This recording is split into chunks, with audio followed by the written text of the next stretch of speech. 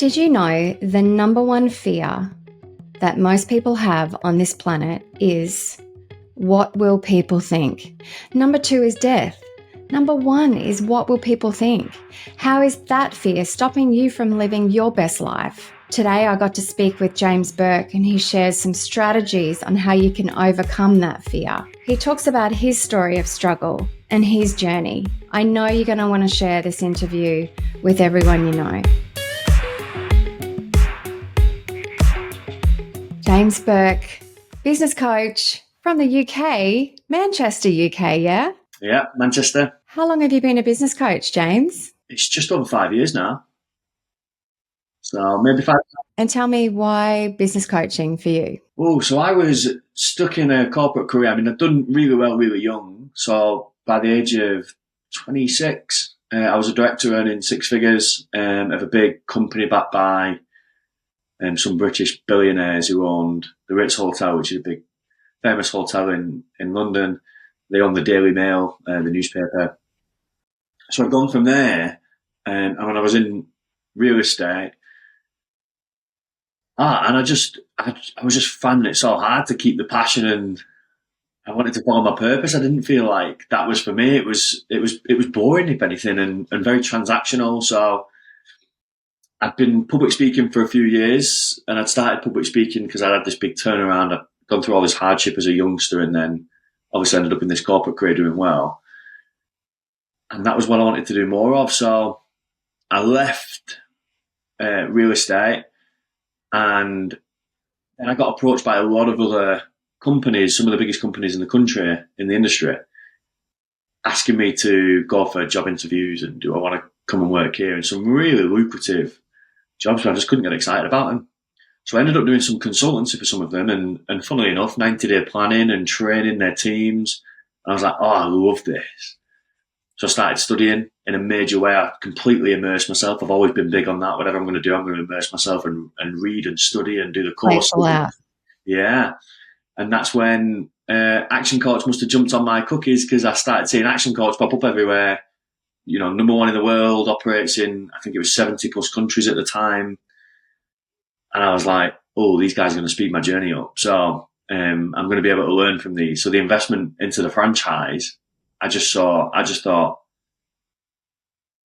I'm going to get there so much quicker than trying to do this on my own and trying to figure out this whole industry on my own. So yeah, it was a bit of a no-brainer for me. That's how I ended up coaching. Leverage the system. Yeah. What was the public speaking that you were doing before you joined Action Coach? So I first started out, so at 16 I was homeless, and I mean properly homeless, sleeping rough, sleeping outdoors, abandoned buildings, etc. And that went on for about 3 years. At 19 I turned pro because I was boxing at a high level, so I was boxing for England at the time, and I failed in the Olympic qualifiers. So I decided to turn pro and try and earn some money. And then in my early 20s, my boxing career was ended. I was diagnosed with osteoporosis after breaking my jaw in a big televised fight. And my boxing career was over. So this was kind of like identity iceberg stuff. I'd lost my identity because my identity was the boxer. And when we talk about rise and goal setting, I'd lost my vision, my future, my whole destiny at that point. Yeah, so, who you thought you were going to be. Exactly, yeah. So I was like seriously depressed. And a friend of mine killed themselves not long after that. I was seriously depressed. I was suicidal myself.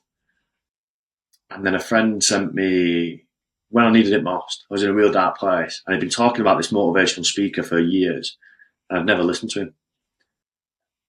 And he's an American guy, he's called Eric Thomas.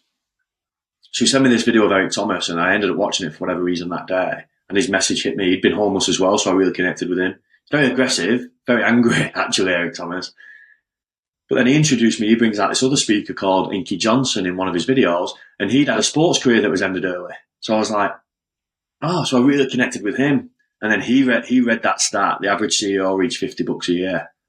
And I was so impressionable at that time, and I was enjoying these guys so much. I thought, I'm just going to do 100. So I started reading 100 books a year at age 23, and at 22, 23, and that's what I was saying. By the age of 26, 27, I was a director for one of the biggest agencies in the country, earning six figures plus, and my whole life had turned around. So the keynote was, I started at my old high school for free, the high school that had kicked me out, funnily enough, at one of my old colleges, and just doing free gigs, and that's how the public speaking started. And now I'm lucky enough to speak all over the world. So it's probably been about 7 years, and that's been quite a long journey. But that was definitely one of the things that drew me to Action Coach, was going to be able to be on stage and help a leveraged audience. So given, I mean, what an incredible journey you've had. I mean, what you could have gone a different route. You know, you could have gone public speaking in a different angle. What was business coaching? Why did that resonate for you, helping business owners? Because I'd done well in business. So when I started public speaking in the schools and the colleges, the keynote, not that I had a keynote, I would, try and create a new keynote for every talk that I did, rather than mastering, like the pros do, rather than mastering one keynote. And that was just how to turn your life around and some things that had helped me. And basically it was just, reading really changed my life. And there's a couple of other bits here that have really changed my life, being disciplined, etc. I've always been super disciplined. And then it kind of amalgamated the two, really. It wasn't necessarily that I wanted to then go and talk about business. What happened was I'd done really well in the corporate world. And then, like I said, I ended up falling into consultancy and training, and then seeing the Action Coach ads. And then when, Ian Crystal, who was the ML for the UK, was saying, what do you like as a public speaker? I was like, I love public speaking. I've been... And he was like, well, that's a big part. You're going to have to be a good public speaker. And I was like, brilliant.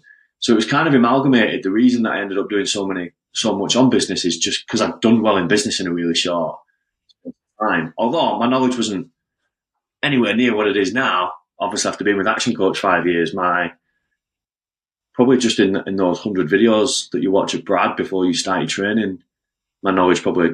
And that continues, right? There's always... Yeah. Something else to watch, something else to learn. It's a constant learning and education that we do. So it was a big part of what attracted you to join the company, was really that personal learning experience that you were kind of still craving at that age too, right? Definitely, yeah. The personal development, major tick. The public speaking, major tick. Being able to help business owners and do training and all that kind of stuff, major tick. So I didn't know much about coaching, and certainly not pure coaching, just asking questions to help them get to the answers. But we've got the best system in the world for that. So yeah, we do. And so, James, you get to talk to hundreds of business owners every year.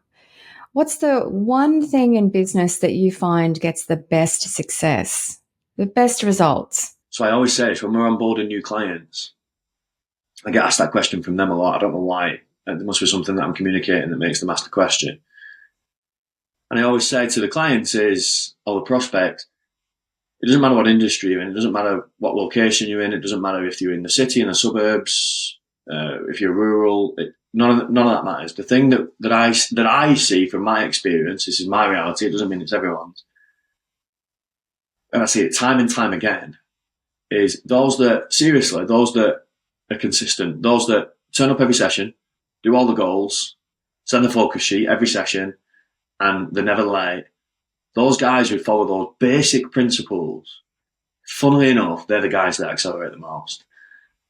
Those that are really scatty, that are not turning up for sessions, that try cancelling last minute, that are not sending the focus sheet, then you've got to send them off the session and bring it back. And those are the guys that struggle most from my worldview. So yeah, I find that. So the ones that are committed, that do the work, that show up every week, are the ones that you find. So it's really got nothing to do with their business, their team.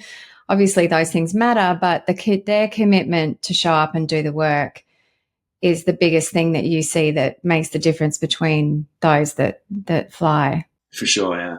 Because everything else that comes off that, running a good team, having a good marketing plan and executing that plan, building a sales process, etc., being on top of your finance and knowing your numbers, that can all be learned, can't it? And if you're the type of person who's committed and disciplined and doing the things that you said you should do, it's just all in the books, isn't it? It's all with your coach, it's all in Brad's videos, it's there, and it's pretty easy to learn stuff with a good teacher. Yeah. So. And so we find most business owners have got a challenge around, say, time, team, building a winning team, and money. They've got cash flow challenges or whatever it might be around their financials. What do you find that most businesses, what challenge are they coming to you with? It depends on the size. So I run the leveraged group coaching programs as well as one-to-one. The guys that are usually on group coaching, it's usually money, and that's usually a result of poor marketing and sales. The bigger businesses, it's usually they need to let go of some stuff they're not doing. So it kind of combines time and team. They're not letting go of some stuff. They're not giving the team ownership. Therefore, the team aren't taking ownership. And the business owner sat here like, no one can do this as well as me. And the team not performing and all these kind of things. And it's like, they're not letting Go. the team performing. So I would usually combine those two. Because of that, the result is they're also super busy. So I think for the bigger businesses, for me, I see that a lot, time and team. For the small businesses, it's usually money, i.e. they're failing on niche, or they're failing on marketing and sales. And share with me a client story. What's a client that you've worked with? What was their initial challenge that they came to you with? And how did you help them? So I've got a good one on that for a guy called John from Roofline Tech. So he was one of my first clients, funnily enough. And when I went through the diag with him, I had the blinkers on, really. I just thought everyone wanted to make more money, probably because I wanted to make more money. So I was imposing my belief on everyone. He was the first. What's a diag for people who don't know what a diag is? The sales meeting, the election meeting where we decide whether we're going to work with each other or not. Okay. And he was the first person that came to me and said, no, it doesn't matter about improving the revenue and the profit. I need to sort this time problem out. So he was working way over 100 hours a week. He was working 7 days a week every week. And most of those days were 15, 16-hour days. Most of his waking time was spent working in and on the business. So, and when I was going through the sales process with him and I was asking the questions like, how is this time thing impacting things in the business? He was like, oh, well, the team aren't taking ownership. Everything comes to me. I'm the bottleneck. Then when I asked, how's it impacting you personally? What he said next was unbelievable. And it stuck with me even now, 5 years on. So he said, I've got two twins and they're around age 7, which means in the UK, they've been in school for around 3 years. And they'd been in nursery before that, which would be kindergarten in a lot of other countries around the world. And he said, not once have I ever seen their sports day, and not once have I ever been to one of the Christmas nativities. I've never seen them do any of that stuff. I don't get a chance. I don't even get a chance to put them to bed. And we only worked with John for 18 months. So it was really quite a short space of time we worked with him. Within 90 days, he was down to a 50-hour working week and working 6 days a week and relatively normal hours. Within 90 days? Within 90 days, yeah. There were some real easy wins. He was basically employing managers and high-performing team members and then doing the job for them, basically. So he just needed to let go of the range. Some accountability around those roles. Just trust the team. Yeah, trust the team. Hold them accountable as well, as much as I was holding them accountable. But trust the team to do the job that you're paying them to do. So then within 18 months, so 90 days he was working a normal working week, and then within 18 months, he employed a general manager and he stopped working. So about 6 months after that, it was Christmas time. And I get this big hamper dropped at the front door, and it was huge. It must have cost him a fortune. So I'm opening this hamper like, wow. And then there's the note. I had no idea who it was from. Literally no idea. I had a feeling it would have been from one of the business owners we worked with, but I had no idea who it was from. So I opened the note, and it said, James, thank you, John. I presumed it would be this John, so I rang him. I was like, John, have you sent me a hamper? He said, yeah. I said, oh, well, thank you. Merry Christmas. And he said, Do you want to know why I sent it? I said, of course. And he said,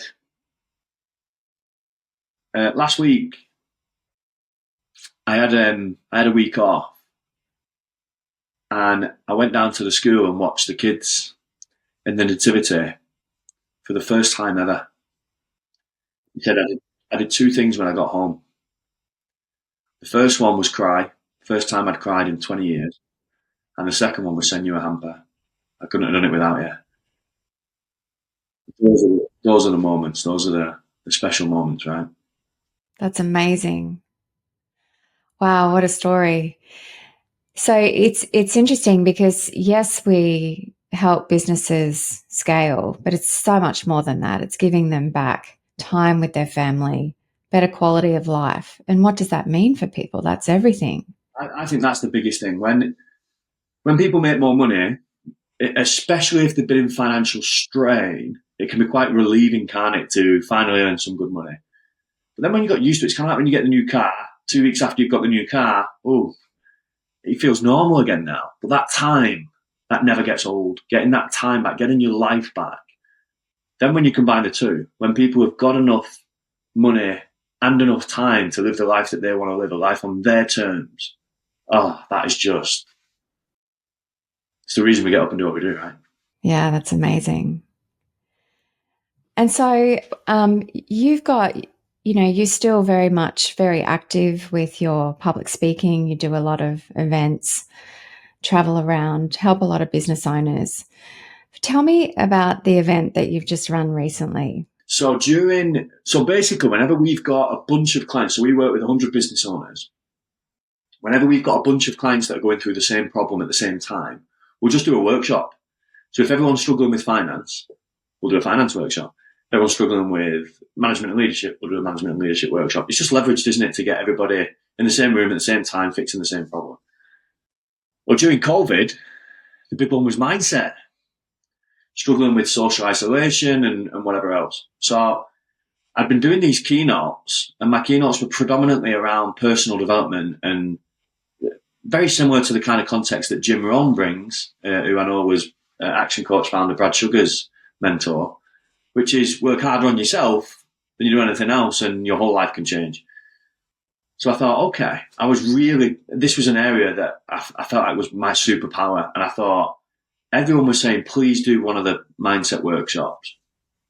I thought, not only am I going to do it, I'm going to make it the best experience of our lives. So I spent 3 months designing. Luckily, we had nothing else to do because we was in lockdown. Designing to the most minute detail the best personal development and mindset experience that I could create. So much so that I would get. So this was done in my office, but we would get lighting. We had a lighting engineer in who would change the lighting that was in the room at a certain point because that colour is supposed to bring out certain emotions. So as I'm talking about a certain thing, the colour changes. We use a lot of music. We all have this emotional connection with music, right? So we'd play these songs that would trigger an emotion as I said this exact word, play this song from this second. So I went really deep into the detail and creating this experience that I wanted people to feel and guide them through this journey. And the reception was unbelievable. So we only did it for 20 people. It was 20 people the first one. We did it in Zoom. We didn't even market it. We just did it for our clients in this workshop environment. But the reception was unbelievable. I inundated from these 20 people and like literally more than anything I'd ever done ever. And they'd really gone on this journey. So then when we were allowed out to play again, we did our first one face to face and we had 30 people in the room for that.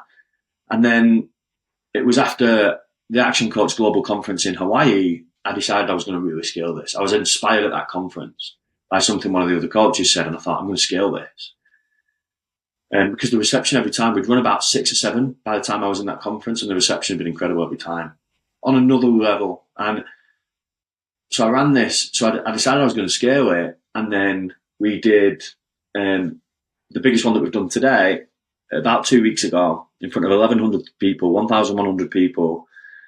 And the same thing, the reception has just been absolutely incredible. So we designed that again, even more detail. So same thing with the lighting and the music, but I even wanted people to be, like when you go to Disney World and you're entertained in the queue, we had entertainment going on in the queue.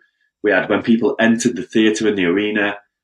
We had already someone on stage building the energy up in the crowd and getting everyone excited and doing Mexican waves. And I wanted to control the experience from the earliest possible moment right up until the end. And the transformation that people went on was incredible. So Amazing. So from 20 people on 10 people on Zoom during COVID to 1,100 people in a stadium. Congratulations. yeah, in 3 years, yeah, it's been very fast, but that was living the dream. When we was driving down, I was driving down there with one of the speakers that we had in. We drove down together, and I was saying to him, "This is the dream, right? Living the dream right now. I'm just doing things that I enjoy and impacting people in ways that I never thought I'd be able to." When you go back, it was only 15 years ago that I was homeless, depressed, overweight, suicidal, not wanting to be in there anymore, and not adding any value to anybody at any time. Things can change pretty dramatically if you work on yourself. And so you had a vision of that stadium though, didn't you? You thought you'd be in that stadium, but for a different reason. Yeah, so I'd always wanted to. So when I was boxing, before my boxing career was ended, that's what I wanted to do. I wanted to be world champ, and I wanted to fill that arena, the same way that a fellow Mancunian. So I'm from Manchester, England. Ricky Hatton was a world championship boxer, and he was filling that arena over and over and over and over again. So I grew up watching Ricky and wanted to replicate, and I visualized it from being 10, 11 years old. And even since the 18 months since I came up with this epiphany of scaling it in Hawaii, I visualized that every single day. And we finished with this, like a sensory deprivation exercise where people put these blindfolds on, they can't see anything, but it really makes you go inward. And I was playing this song, and it's like, listen to the words in this song.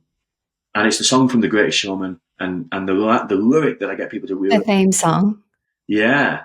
And the lyric is, every night I lie in bed, the brightest colours fill my head, a million dreams are keeping me awake. Imagine if it was people's dreams keeping them awake rather than the nightmares. So I played this song, got them to listen to it, and I visualised myself. I knew I was going to finish with this song, this big finish. And we'd just done a really powerful exercise where they'd gone on a trip down memory lane and then looked into the future, and it's really inspiring. And people have stood up strong, shoulders back, chest out, head high. And then we play the song and get them to listen to it. And as the song finishes and the interlude just drifts off, I visualise myself saying, every night I've lied in bed, there's been one dream that filled my head. Thank you for making it a reality. And since over the last 2 years, since I was really trying to scale Master Your Life, I lost 5 people. There was 5 people that were close to me that all passed away in really quick succession. One of them was one of my action coach clients who I was really close with. One of them my oldest friend. 2 of them sisters. 2 of my sisters passed away. And every time I did that visualization, I've done it every single day for 18 months. It's over 500 times. And I just imagined them sat on my shoulder while I was repeating those words that I've just said.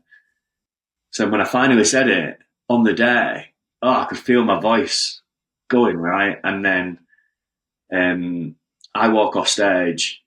There's a complete blackout. Get the guys take the blindfolds off, and they're in complete darkness. And then everyone standing ovation. And then we brought out Ella Henderson, who's a famous musician in the UK, to finish on a high, and she really brought the energy to finish us off. So it was a really, really special day. But yeah, I'd literally visualised that finish 500 times in the last 18 months. I'd visualised being in arenas in front of all that many people from being 11 years old. Wow, that's amazing. So visualizing, what can you share about the best way to do that? I mean, you talked about how you've done that. You did that with the blindfold. It allows you to go within. What's some of the strategies on how you can visualize that life or that experience that you want to have? So what I would say is, what I found really useful, and it certainly took it up a notch for me, I knew that I was doing the visualization really well. So I would just lie with my eyes closed when I'm at home and spend 5 minutes doing this. It didn't need to be longer than that for me. And as I would visualize myself on that stage saying those words at the end of that song, with my two sisters sat on my shoulder watching over me, what I would try and do is use all my senses in that visualization. So I would think about what I'd be able to smell.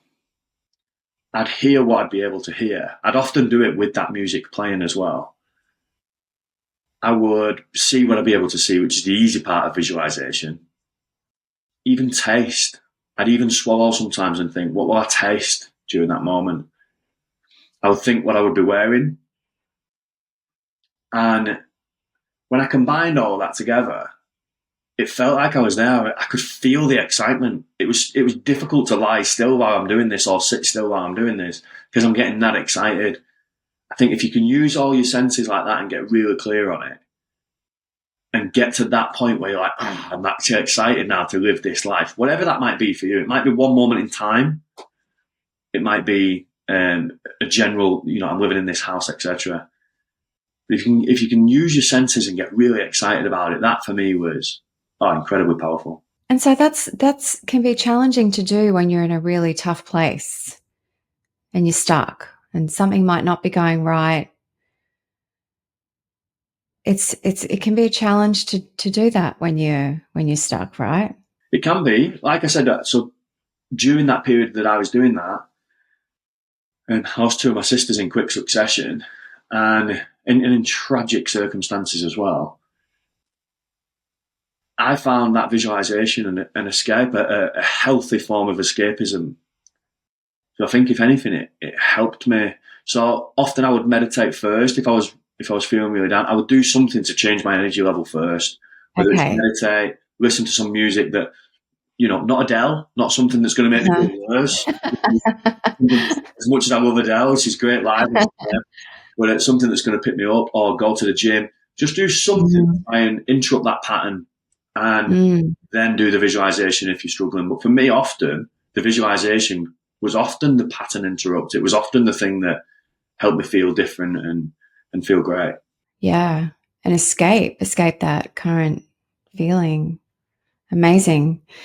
So James, what are you teaching people at this keynote, this event that you're running? What's the key messages and takeaways that you're sharing? So there's three big acts to the event, and it doesn't run like a usual conference where it's kind of like one speaker comes on, does their keynote, exits, and then another one comes on and does a separate keynote. Everything's intertwined. It's like a journey they go on. And it's really, although I'll tell little bits, it's probably snippets where I tell three parts of my story. The first one being when I was homeless, boxing career ended, and I was really in trouble. The middle part is when then I had this personal development journey and everything went really well and I ended up with this good job. And then the third part is I started chasing my dream, but the challenges came as well. I had all these deaths. But really, as I'm telling this story and going through these exercises, I want the guys going on their journey. So the first part, when I tell my story about the difficulties, and I only tell my story for 5 or 10 minutes, and then there's hours of them looking inwards. It's what's been holding you back. And obviously, back when I'm telling the story, what was holding me back, if you'd have asked me then, my list of reasons were things like the school. The problem was the school. They shouldn't have kicked me out. The family. My problem was my family. I had no money, no connections, no skills, no experience. But actually, it's none of those things, is it? It's an inside job.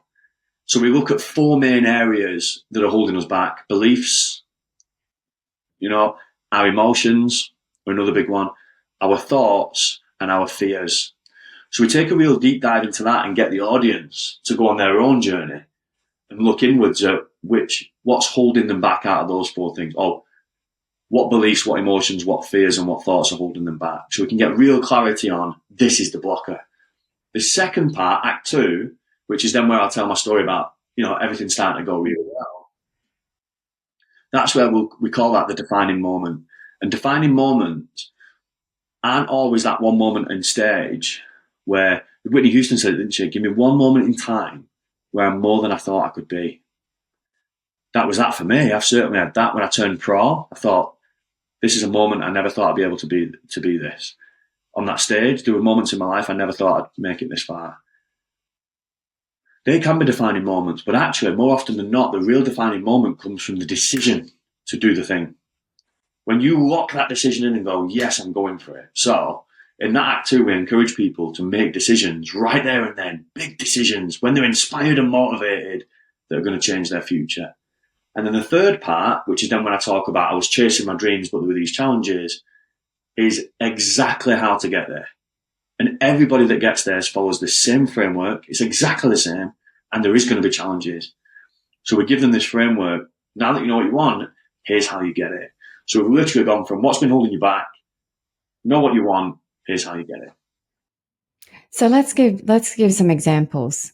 So what's holding you back? So what's an example of something you shared? What was holding you back? What do you find that some people share with you that's been holding them back? They usually have things in all four of those camps: beliefs, emotions, fears, and thoughts. The most common belief is I just can't do this. I'm not good enough. I won't be able to do this. It won't work. So those beliefs, those stories we keep telling ourselves, if you keep telling yourself that story, you'll believe it.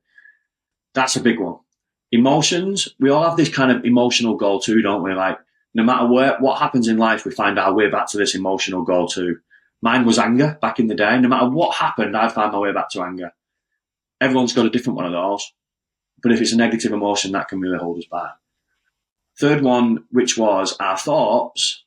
Well, our thought patterns are the stories I tell ourselves. They actually dictate our beliefs, don't they? Our beliefs are just thoughts. Our thoughts dictate our emotions, and our thoughts dictate our fears, which is the fourth one.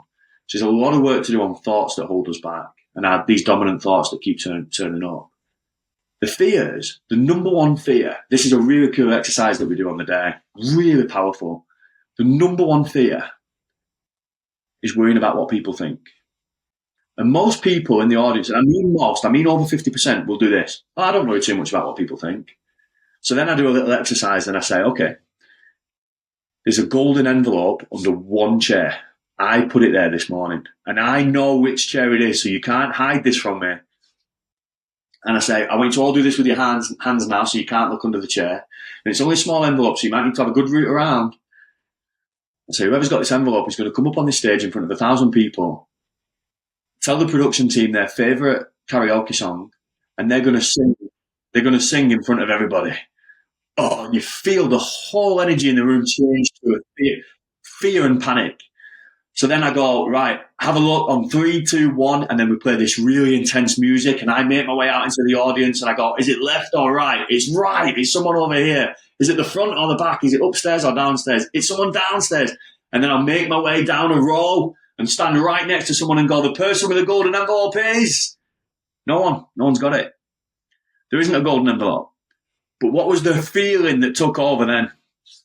And the point is this. That fear. I just felt that rush of anxiety go right through my body of that thought of having to sing karaoke in front of that many people. And the point is, what we're scared of, the only thing that is, so this is a common stat, isn't it? Public speaking is the number one fear. Death is second. How can public speaking be second than dying? So that means if you're at a funeral, you're better off in the coffin than doing the eulogy. How crazy is that? Wow. When you're public speaking, and I would say this on the day, when I'm on stage, I'm in no danger. Zero physical danger. This is a really safe environment. We've even got security and stewards in here to stop people getting anywhere near me. Like, I'm as safe as an environment. This is safer than my home. So what am I scared of? What is scary about public speaking? What people think. Judgment. Yeah. Worrying about what people think. And it holds us back so much. The amount of times we don't make the decision because we're thinking, well, what will they think? How many times do business owners have team members that they should really get rid of, but they don't because they're worried about the judgment, whether it's from other team members, from the person they need to get rid of, whoever it may be. It can stop us and hold us back so much. So to summarise, they're the four things: beliefs, emotions, fears, and thoughts. And almost everything fits into one of those categories. They're the macros. Almost everything else is a micro of those four. Not quite everything, but almost. And then what's the process on how you overcome those fears or that fear? So we go through some tools, and we do this right at the end of the day, just before that last visualization where I said we get them looking up into the future and inspired and confident and feeling feeling great about it and ready to go and create their own destiny, create a life on their terms. So I always say, if you're going to design a life, make it a masterpiece. So just before that, we give them the tools. And there's a bunch of different tools that you can use for beliefs. And there's a bunch of different tools that you can use for fears, emotions, and thoughts. And we go through them on the day. I think I don't have time to go through all of them now, but I think the biggest one, if I could just give one piece of wisdom, it would be working on yourself, as Jim Rohn says. If you can work on yourself and if you can dedicate your life to working on yourself, read the books, do the studies, go the courses, hire the coaches. If you can work on yourself, you can absolutely overcome those beliefs, emotions, fears, and thoughts. All the knowledge is out there. You've just got to be willing to work on yourself and go and find it and implement it. So for people listening, what would be one tip that you could give them where to go to find a tool or book that you could recommend that would help them overcome that fear? I would start, the fear of worrying about what people think. There's a great book from Marissa Peer called I Am Enough. So she created rapid transformational therapy, which is something that she taught to Tony Robbins, and Tony Robbins uses regularly in his seminars and events. Her book, I Am Enough, is fantastic. And she says that we all have these surface level problems that are really caused by beliefs that we've got. But the ultimate, the core, if you go really deep, the core belief that we've all got that causes pain and suffering is, I'm not enough. Not enough what? For what? Not enough what? Not enough to be loved. I'm not good enough. I'm not smart enough. I'm not brave enough. I'm not strong enough. I'm not tall enough, short enough, young enough, or old enough. I'm not enough to be loved. And actually, if you can just realize you are. So when I said two of my sisters passed away, the first one that passed away, Shell, she died by way of suicide. And one of her biggest things was feeling lonely and feeling unloved. And I did the eulogy at the funeral. I was stood out looking at throughout the church, and it was packed right to the back, people queuing outside. There were people that couldn't get in the church. So she was loved, very loved. So loved. There were so many people there that were absolutely heartbroken that she was gone, but she kept telling herself this story. I'm not loved. I'm not enough to be loved. We're all loved. Love is at the core of everything in the universe. And if we can overcome that belief, everything else is just a little bit easier. And I can see how that understanding that, changing that belief then opens the door for that fear of what people think to go away. Because when you know you're loved, there's no fear. And on a deep psychological level, often when we look at someone else and criticize, we see in them the bits that we don't like in ourselves. It's a mirror, right? Just seeing what we don't like in ourselves. And you might only have it 1% of the time and it keeps showing up in this person more often, but that's usually what it is. And if we take an orange juice and squeeze if we take an orange fresh and we squeeze it, cut it in half and squeeze it, orange juice comes out. Well, it's the same with people. If you take someone that's hurt and you squeeze them and put them under a bit of pressure, hurt comes out. Hurt people. So often when someone is judging you or criticizing you, it's usually a reflection of them, not you. But I often do this with clients, and I'll say that, they'll be having this problem of worrying about what people think. And I'll say to them, think of someone that has been really beautiful to you, someone that is kind and warm and that was really nice to you. And often, not all the time, certainly not all the time, but regularly, it's grandparents. Like they had a grandparent that was so loving and kind and warm. So they'll say, Nana, for example. Okay. Now think about someone that's been really horrible to you. And they'll often say someone in their life that's been horrible to them. Maybe an ex-partner. And I'll say, when that ex-partner was horrible to you, what was the story that you told yourself? That it was my fault, there must be something wrong with me. Okay. When Nana was warm and kind and sweet and loving to you, what was the story that you told yourself? That she was kind and warm. I said, well, that doesn't work like that, does it? It can't be them when they're being nice, but you when they're being mean. It's always them. Nana was kind and warm, you was right. But that ex-partner was just hurt. That's why they was hurting you. It wasn't a reflection of you, it's a reflection of them. How other people treat you is nothing to do with you. It's not even your business. So I think there's a lot of things that you can learn to kind of help that worrying about what people think. But definitely, like you just said, Michelle, when you get your head around, I am loved and I am enough, that definitely is a linchpin that is going to help you get rid of that fear a little bit more than most of it. Oh, amazing. Thank you. Okay, James, 3 questions that I want to just fire at you to finish up. Number 1, what's your favorite business book? Oh, my favorite business book. So it really depends on the subject. I'm a massive marketing nerd. I love marketing. So anything by some of the old guys, David Ogilvy and such. But overall, I would probably go Good to Great by Jim Collins.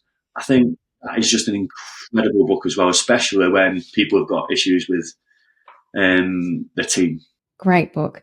Number 2, who's been the best mentor or coach for you? Oh, I've had a lot of good mentors and coaches. Actually, Brad Sugars, founder of Action Coach. I've done some one-to-one stuff with Brad and really benefited from that, and group stuff. Ian and Julie were the master licensees for the UK. They've been massive. I've had a couple of other great coaches, some of the best in the world. James Vincent, who was a former Team GB coach turned business coach. Alan Brighton, Peter Bulker. I have seriously had some of the best mentors. If I had to pick one, I couldn't pick any of those guys because they would conflict with each other. I'd be in big trouble. I would go Jim Rohn. I'm a major Jim Rohn fan, so I just listen to Jim. Instead of putting Netflix on, I listen to Jim as regularly as I can, and I think he's got a great way of making things simple. So, and ultimately the guy that really ended up getting me to understand a lot of this personal development stuff. So, Jim would be right up there, but I am blessed. I have had a lot of good coaches and mentors. And number 3, what's the best piece of business advice you ever received? I think there's 3 levels, and this probably is a mix of Brad Sugars and his mentor, Jim Rohn, who I've just mentioned. When you work in the business, when you're doing the technical stuff, and you do that day after day after day after day, we see people go on a slight decline, actually. If they just turn up, do the day job, and leave, all the time there'll be a slight decline. When we see people that the next level up is working on the business. So when you can take yourself away from the technical stuff and work on the business so that you're building a marketing plan and executing it, you're looking at the finance, you're building a strong team, you're setting goals for the business and moving towards them. We see massive growth. That's the first thing I'm trying to get people to do when I start working with them, work on the business, not in it. But when you work on yourself, we see exponential growth. That even takes the working on the business to another level. If you can work on the business and work on yourself, Sky's the limit. The sky is definitely the limit. Okay, James, I want to throw a 4th question in there. I'm keen to understand what the next vision is for you. What are you visualizing now that you've achieved the 1,100 in the stadium? Yeah, so the next one is 20,000. That's the next big goal. There's a particular stadium that I want to hit 20,000, and then I think one day, wouldn't it be cool? So 20,000 is about the biggest that's ever been done now. Wouldn't it one day be really cool to go and do Wembley Stadium, the National Stadium in England, 80,000, 90,000? Wow! Imagine impacting that many people at once and getting that many people. The energy in that hall with 1,100 people was incredible. You could feel the emotional shifts. You could literally feel the energy. Imagine that with 80,000. So I think that's the ultimate North Star is. But ultimately, just keep doing, just keep helping and keep growing this and helping as many people change the business, change the life, and go from there. James, thank you for all the work that you do and all the lives that you change. Thank you so much, Michelle. It's been great to be here. Great chatting with you. Michelle Adams, your host here. Hats off to you for committing to your learning by listening to this podcast. And if you'd like some help implementing some of these strategies, then click the link in the description to find your local action coach. They can help you put these strategies into action and take your business and your life to the next level. In the meantime, like and subscribe so that you're the first to get our next episode. We'll see you soon.